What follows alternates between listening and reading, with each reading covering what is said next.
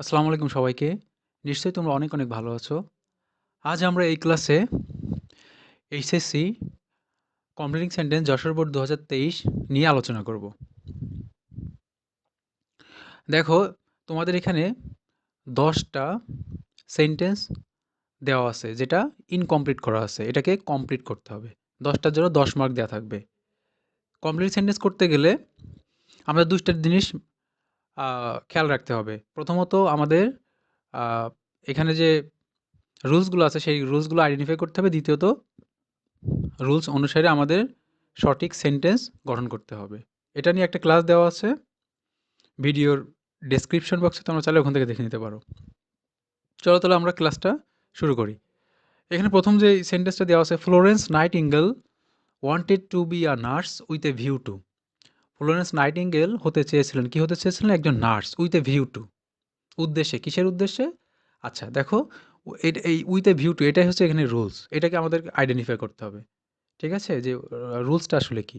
With a view two, look forward to, এইগুলো থাকলে ভার্বের সাথে এর পরেই ভার্বের সাথে আইএনজি যোগ করে সেন্টেন্স কমপ্লিট করতে হয়। তাহলে এখানে যেহেতু উইথ এ ভিউ টু আছে, তাহলে আমরা এখানে যে ভার্বটা নেব তার সাথে আইএনজি যোগ করব। প্লাস বাকি অংশ।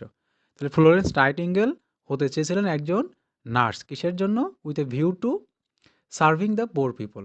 অর্থাৎ গরিব মানুষের সেবা করার জন্য সে একজন নার্স হতে চেয়েছিলেন। উইথ এ ভিউ টু এরপরে কি দেব? সার্ভ। সার্ভ এর পরের সাথে কি করতে হবে? আইএনজি যোগ করতে হবে। উইথ এ ভিউ টু থাকলে ভার্বের সাথে আইএনজি যোগ হয়।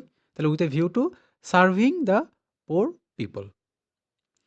বি নম্বরটা দেখো, if I had the wings of a bird I dash. এখানে যে রুলস সেটা হচ্ছে ইফ। অর্থাৎ ইফ দেখে আমাদেরকে চিনতে হবে এটা একটা কন্ডিশনাল সেন্টেন্স। তারপরে জানতে হবে যে কি কন্ডিশনাল। ইফ দেখে তো চিনতে পারলাম কন্ডিশনাল, কিন্তু এটা কোন কন্ডিশনালের মধ্যে পড়ে? প্রেজেন্ট, অর্থাৎ হচ্ছে ফার্স্ট, সেকেন্ড নাকি থার্ড কন্ডিশনাল। দেখো এখানে I had a wings of a bird আছে, এই যে হ্যাড দেখে আমরা চিনতে পারছি হ্যাডের পরে যেহেতু ভার্বের পাস্ট পার্টিসিপল করা নেই, তার মানে এখানে হ্যাডটা হচ্ছে এখানে মেইন ভার্ব। অর্থাৎ এটা পাস্ট ইনডিফিনাইট টেন্সে কিন্তু আছে। ঠিক আছে? তাহলে ই প্লাস পাস্ট ইনডিফিনাইট, পরেরটা কি হয়? পাস্ট কন্ডিশনাল, অর্থাৎ সাবজেক্ট প্লাস উড, কুড অথবা মাইট প্লাস ভি ওয়ান। ঠিক আছে? তাহলে আমরা এটা কি দিয়ে করব?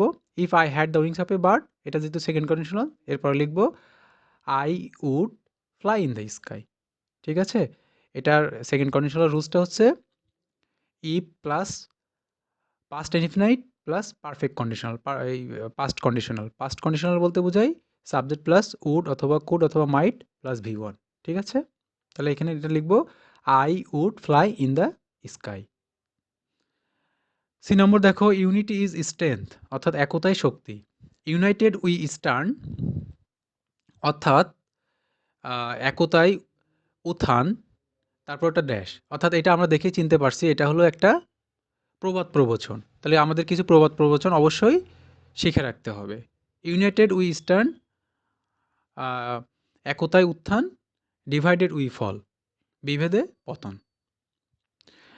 Time plays a very crucial role in human life, অর্থাৎ সময় আমাদের জীবনে অথবা মানব জীবনে একটা গুরুত্বপূর্ণ ভূমিকা রাখে। We can not prosper in life, আমরা জীবনে উন্নতি করতে পারি না আনলেস, যদি না।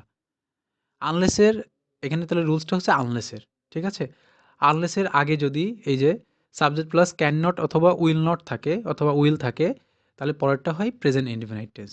ঠিক আছে? আবারও বলছি, আনলেসের এক পাশে থাকবে ক্যান অথবা উইল, আর অপর পাশে থাকবে তাহলে প্রেজেন্ট ইনডিফিনাইট টেন্স, অর্থাৎ সাবজেক্ট প্লাস ভি ওয়ান। তাহলে এটা যদি এই পাশে কি আছে ক্যান অথবা এখানে উইল আছে, তাহলে পরেরটা আমরা কি দিয়ে করব? প্রেজেন্ট ইনডিফিনাইট দিয়ে করব। We can not prosper in life, আমরা জীবনে উন্নতি করতে পারি না আনলেস, যেহেতু এটা টাইমের বিষয় নিয়ে আছে এই জন্য অবশ্যই এই সেন্টেন্সটা আমরা কি দিয়ে কমপ্লিট করবো? টাইম নিয়ে। Unless we make the best use of time, এটা কিন্তু প্রেজেন্ট ইনডিফিনাইট টেন্স। আনলেস এটা তো আছেই, এরপরে আমরা প্রেজেন্ট ইনডিফিনাইট টেন্স দিয়ে করবো বাক্যটা, we make the best use of time, আমরা যদি সময়ের সঠিক ব্যবহার না করি তাহলে জীবনে উন্নতি করতে পারবো না। এই নম্বরটা দেখো, whenever my uncle comes to our house, যখনই আমার আঙ্কেল আমাদের বাসায় আসে, এবার হি ড্যাশ। দেখো এখানে রুলসটা হচ্ছে when ever. When ever, when, তারপরে হোয়াইল, এগুলো যখন থাকবে, হ্যাঁ, সেন্টেন্সের প্রথম দিকে তখন বা মাঝে থাক না কেন, তখন দেখতে হবে এই যে এই পাশে কোন সেন্টেন্সটা দেওয়া আছে, অর্থাৎ সেন্টেন্সটা কোন টেন্সে দেওয়া আছে। যেহেতু এটা প্রেজেন্ট ইনডিফিনাইট টেন্সে বা প্রেজেন্ট টেন্স হয় তাহলে আমরা ওই পরেরটাও কী দিয়ে করবো? প্রেজেন্ট টেন্সে। যদি এই পাশে পাস্ট টেন্স থাকতো তাহলে ওই পাশেও পাস্ট টেন্স দিয়ে করবো। অর্থাৎ হোয়েন এভার, হুইচ, তারপরে হয়ে কী বলে হোয়েন, তারপরে হচ্ছে তোমার হোয়াইল, সিন্স, প্রথমে যদি সিন্স থাকে তাহলে এই সেন্টেন্সগুলো যখন থাকবে তখন প্রথম অংশে যা থাকবে অর্থাৎ যে টেন্স দিয়ে থাকবে পরের অংশটা আমরা একই টেন্স দিয়ে বাক্যটা সম্পূর্ণ করব। তাহলে whenever my uncle comes to our house he brings some sweets, সে সাথে করে কিছু মিষ্টি নিয়ে আসে। তাহলে হি ব্রিংস এটা কিন্তু present indefinite tense. I have never seen him coming to our house empty handed, অর্থাৎ আমি কখনো দেখি নাই যে সে খালি হাতে আমাদের বাসায় এসেছে। ইট ইজ হাই টাইম, এখনই সময়, ইউ ড্যাশ। আর এটার রুলস কি? এটা হচ্ছে ইট ইজ হাই টাইমের রুলস। ইট ইজ হাই টাইমের রুলসটা হচ্ছে এরপরে কি থাকে, এরপরে যদি সাবজেক্ট থাকে তাহলে কিন্তু পাস্ট ইনডিফিনাইট টেন্স দিয়ে করতে হয়, আর সাবজেক্ট না থাকলে পাস্ট ইনডিফিনাইট টেন্স দিয়ে করলেও হয়, অথবা ইট ইজ হাই টাইমের পরে টু প্লাস ভি ওয়ান দিয়ে করলেও হয়। যেহেতু এখানে সাবজেক্ট দেওয়াই আছে তার মানে আমাদের এটা অবশ্যই পাস্ট ইনডিফিনাইট টেন্স দিয়ে করতে হবে, অর্থাৎ subject plus V two plus object. It is high time, এখনই সময়, you gave up smoking. It is detrimental to health, এটা স্বাস্থ্যের জন্য ক্ষতিকর। এই যে ইউ গেভ আপ, এই গেভটা হচ্ছে পাস্ট ফর্ম, গেভ আপের পরে এই যে ভার্বের সাথে আইনজি যোগ, তাহলে ইট is high time you gave up smoking, তোমার এখনই সময় স্মোকিংটা ছেড়ে দেওয়ার। The box is very heavy, বাক্সটা খুবই ভারী। আর you strong enough to carry it alone, তুমি কি একা এই বাক্সটা বহন করার জন্য যথেষ্ট শক্তিশালী? তাহলে এটা হচ্ছে ওই যে টু ডট টু এর নিয়ম, ওই নিয়মে করবো। আর ইউ স্ট্রং এনাফ, এনাফের পর কী বলে দেবো? To. Are you enough, are you strong enough to carry it alone. John is fond of reading, John বই পড়তে পছন্দ করে। Whenever he goes to the book fair, যখনই সে বই মেলায় যায়, he reads, he বাইস some books, তখনই সে কিছু বই কিনে। হি বাইস সাম বুকস।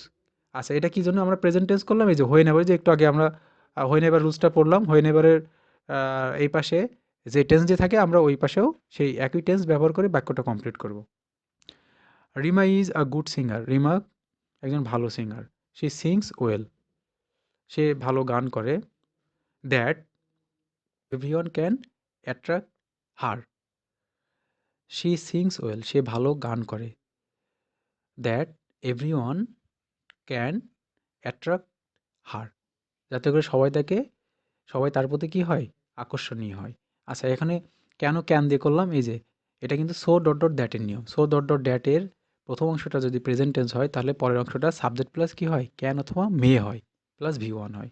আর সো ডট ডট দ্যাটের প্রথম অংশটা যদি পাস্ট টেন্স হয় তাহলে পরেরটা কিন্তু সাবজেক্ট পরে কুড অথবা মাইট বসে। ঠিক আছে, এই জন্য আমরা এখানে ক্যান দিয়ে করলাম। She can attract, everyone can attract her. Since Bangladesh is an agriculture country, যেহেতু বাংলাদেশ একটা কৃষি প্রধান দেশ। এই যে সিন্স যেহেতু আছে প্রথমেই, মাঝখানে না কিন্তু প্রথমে আছে, প্রথমে যদি সিন্স দিয়ে শুরু হয় তাহলে মনে রাখবা ওই যে হোয়েন এভারের রুলসটাই হবে। যদি সিন্সের এই পাশে প্রেজেন্ট টেন্স থাকে তাহলে ওই পাশে প্রেজেন্ট, এই পাশে পাস্ট থাকলে ওই পাশেও পাস্ট টেন্স হবে। যেহেতু এই পাশে প্রেজেন্ট টেন্স আছে আমরা ওই পাশেও প্রেজেন্ট টেন্স দিয়ে সেন্টেন্সটা কমপ্লিট করব। Since Bangladesh is an agriculture country, যেহেতু বাংলাদেশ একটা কৃষিপ্রধান দেশ,